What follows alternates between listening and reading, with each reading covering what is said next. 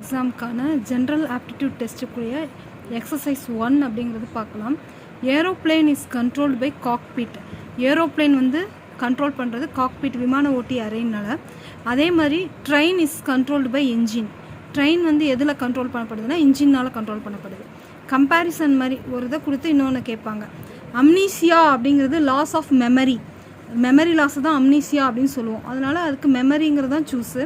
அப்போ பேரலிசிஸ் அப்படிங்கிறது என்ன அப்படின்னு சொன்னால் இன்ஆக்டிவிட்டி டு பெர்ஃபார்மன்ஸ். அதனுடைய அதாவது மூமெண்ட்டில் தான் வந்து இயங்க முடியாமல் இருக்கிறதுக்கு பேர் பேரலிசிஸ் அப்படின்னு சொல்கிறோம். அடுத்தது மெனிங்கிட்டிஸ் அப்படின்னு சொன்னால் மூளை காய்ச்சல் அப்படின்னு பேர். அதில் மெனிங்கிட்டிஸ் அப்படிங்கிறதுல பிரெயின் அப்படிங்கிறது தான் மெயின்.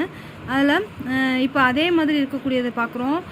சிர்ஹாசிஸ் அப்படின்னா கல்லீரல் நோய். சிர்ஹாசிஸ் அப்படிங்கிறத பாதிக்கிறது எது அப்படின்னு சொன்னால் அந்த லிவர் பாதிக்கிறத சொல்கிறது தான் சிர்ஹாசிஸ்.